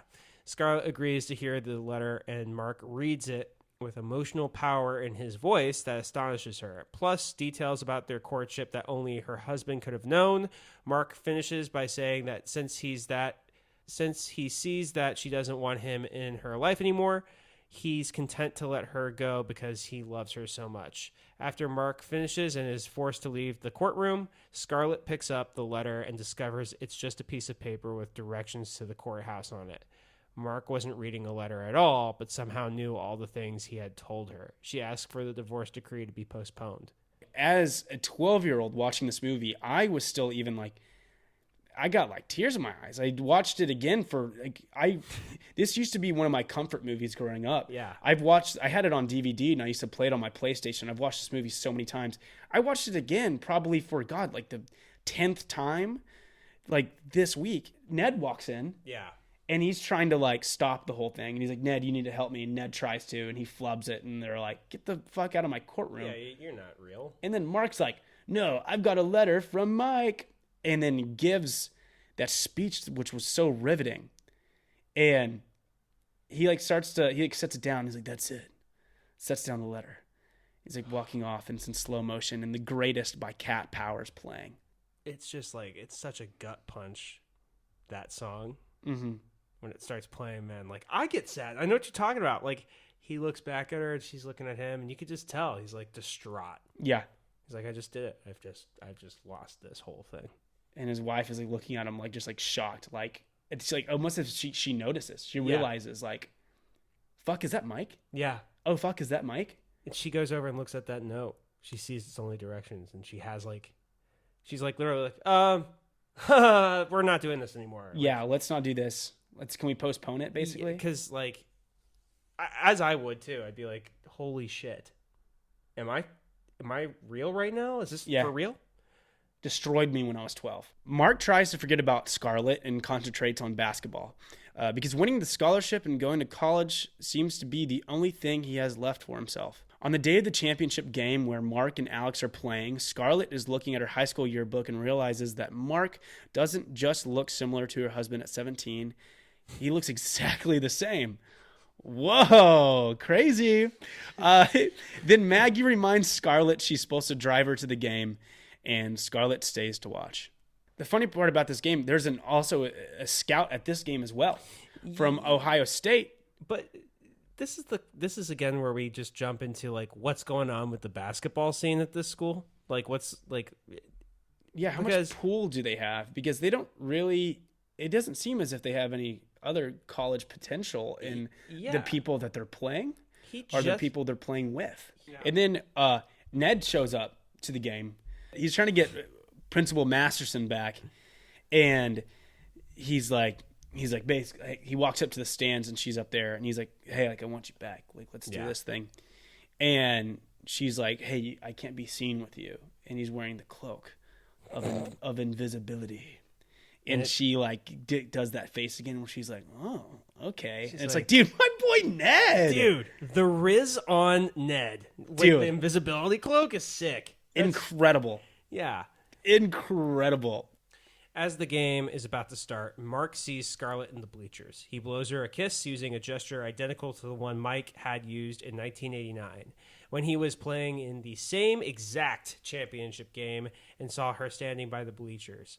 Scarlett finally realizes that Mark really is her husband, somehow turned 17 again. She realizes all the reasons she loved him then and still loves him.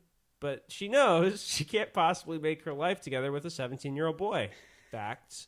Also, she realizes that knowing she's there in the bleachers watching him could put him in the same situation as before, and she can't risk making him lose his college scholarship again. She leaves, going down the same corridor she used when she left the game in 1989. So we are having a mirror image situation occur again. Drayton, your thoughts?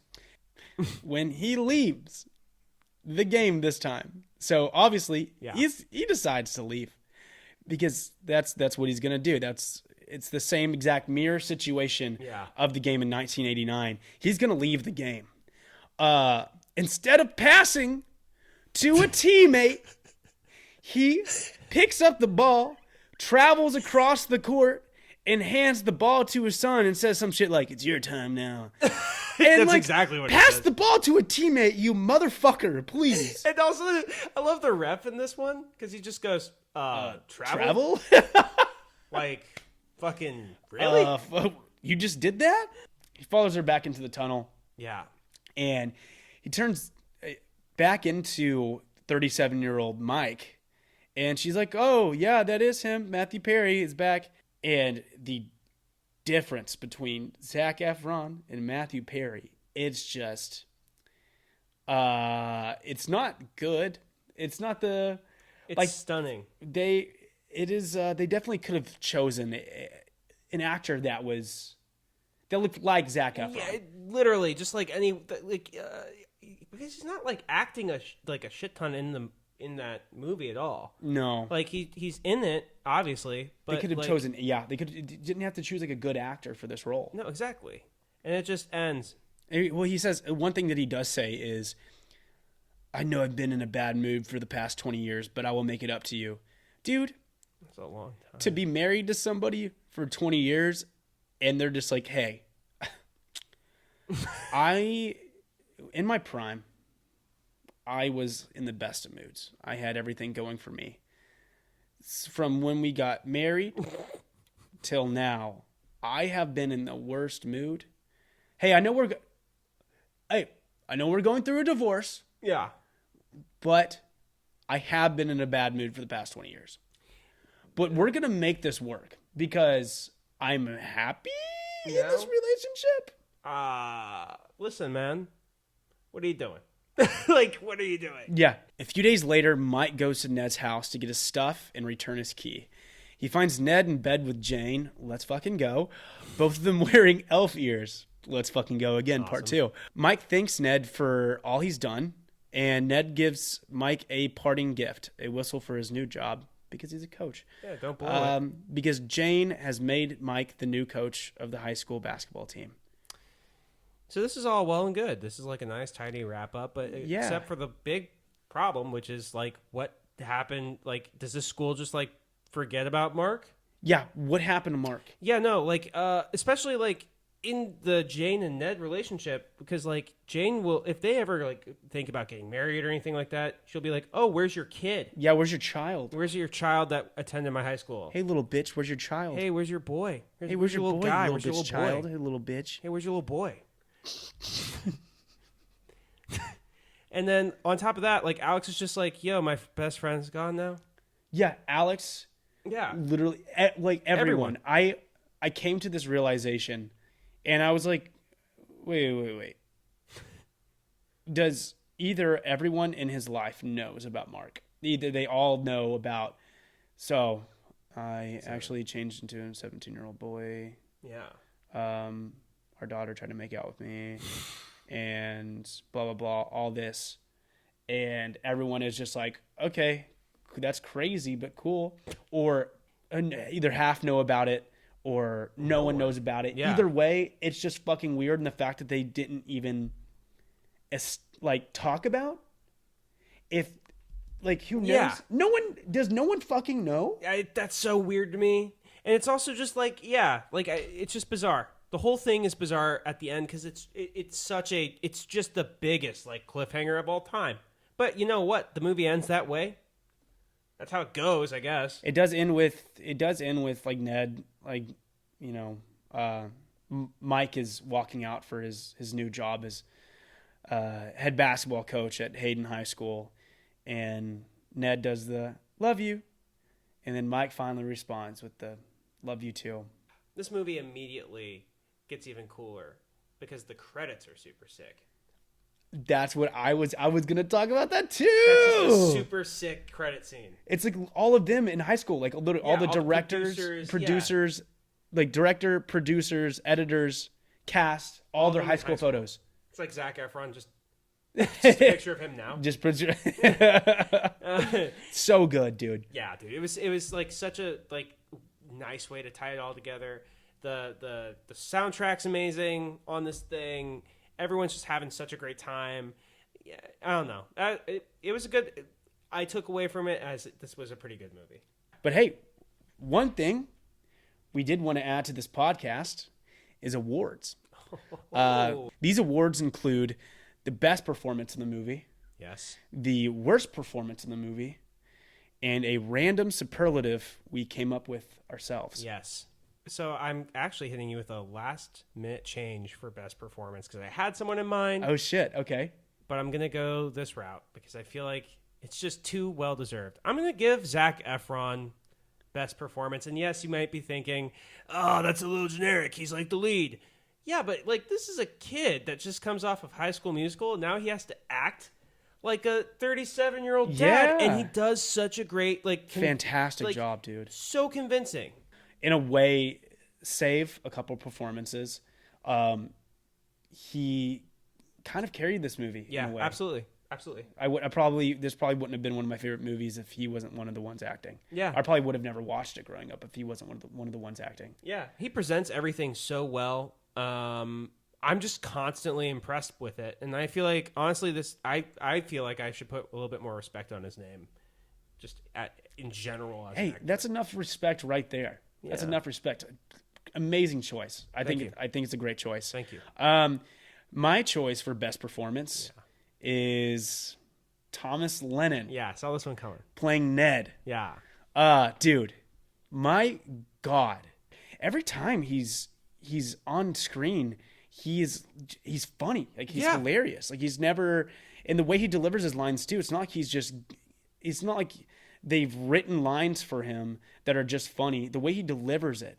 Okay, so for example, I think our hand just made a baby. Someone else could deliver that line. It could just be like, that was kind of creepy. Yeah. He delivers it in this way that is just so incredibly comical that as a 12-year-old, I was like, that's hilarious. As a 24-year-old, I'm like, that's hilarious. Yeah. My dad, as a 40-what-year-old, is like, that's hilarious. Yeah.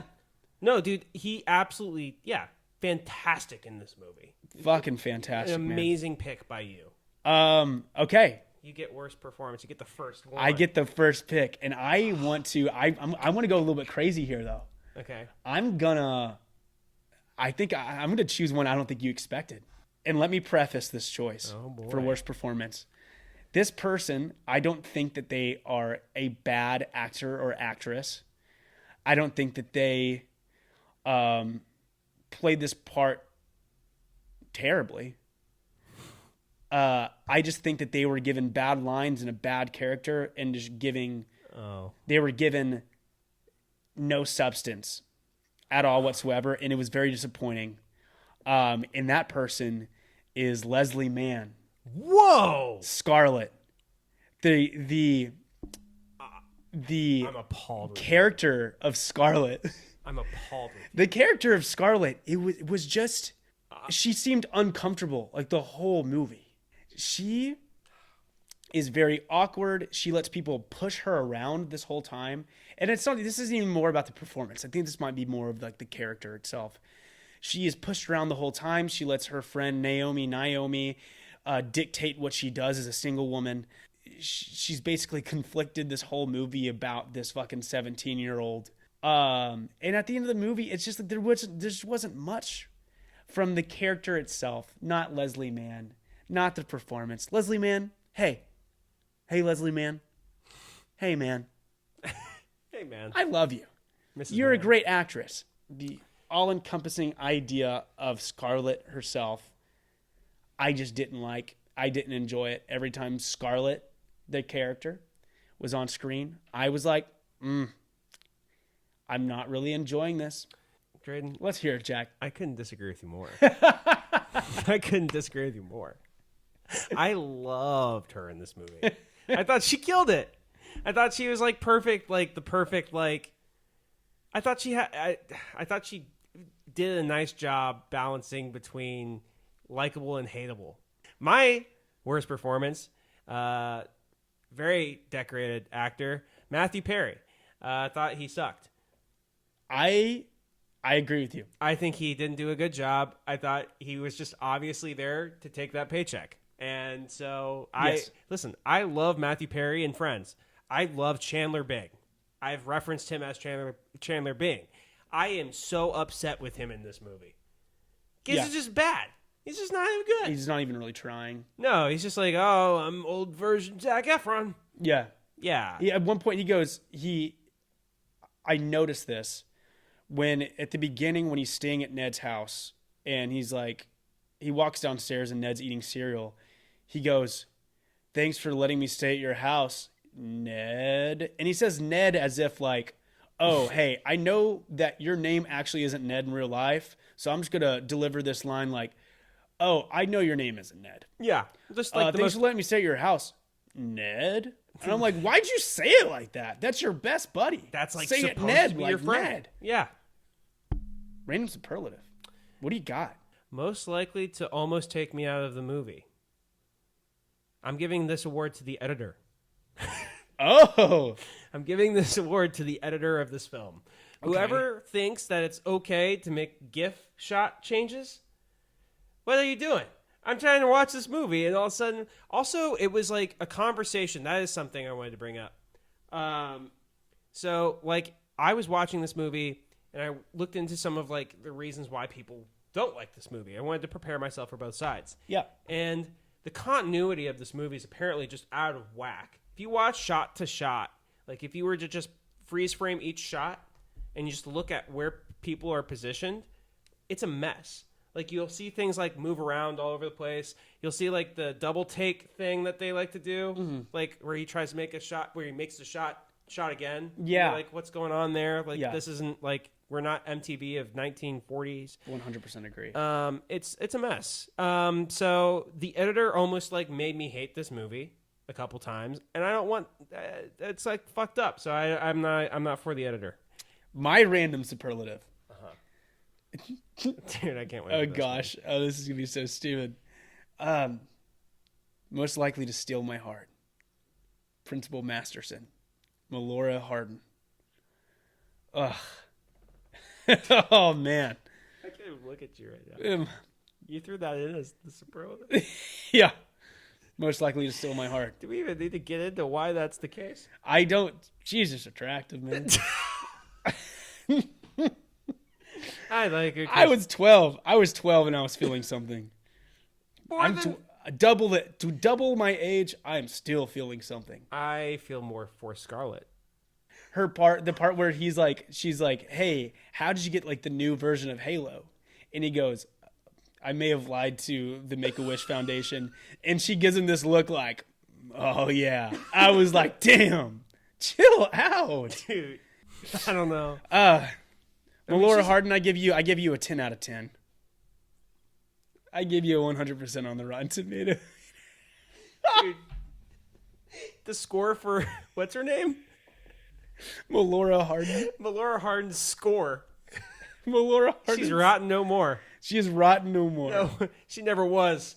She never was. Not even 12 years ago. Oh my gosh, Jack is not tracking at all. Oh. Okay, all right. Jokes aside, we've given our thoughts and feelings on 17 again. Yes. As we all know, this is Rotten to the Score. Yes. So now it's time to give the score. The score.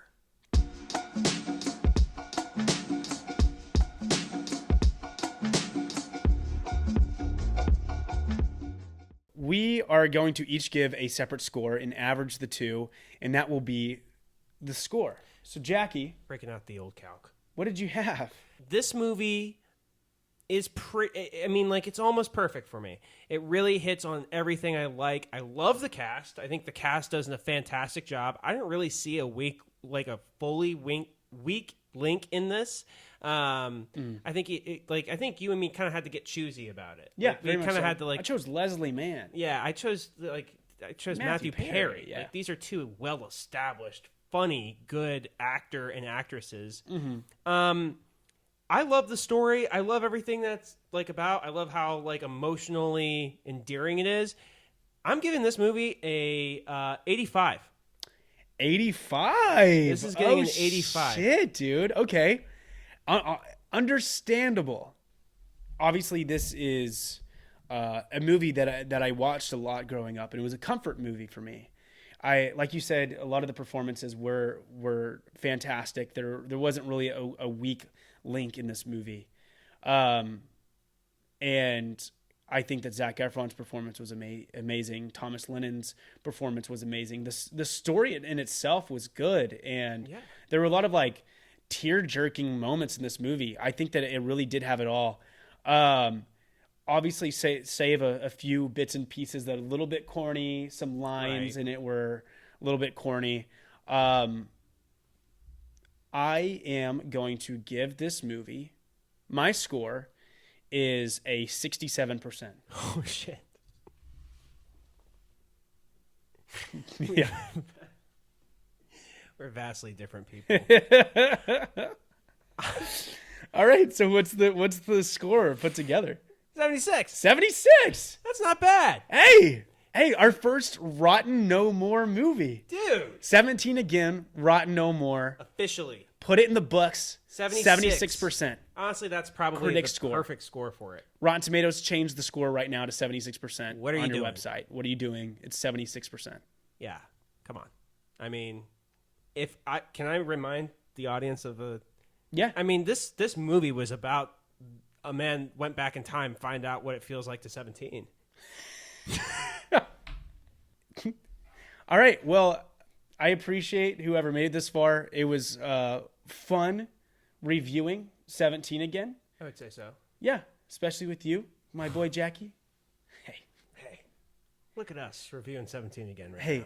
that's some friend shit right there. That's some friend shit. 17 again, put it in the books. 17 again is Rotten No More. We are Rotten to the Score. You can follow us on a multitude of streaming sites. So that includes Apple Music, Spotify. You can also follow us on YouTube, Instagram, TikTok. Give us a follow. Leave a comment. Leave a review. And we will create a handshake with your grandfather. Let's end it with the song about 17 again. 17 again.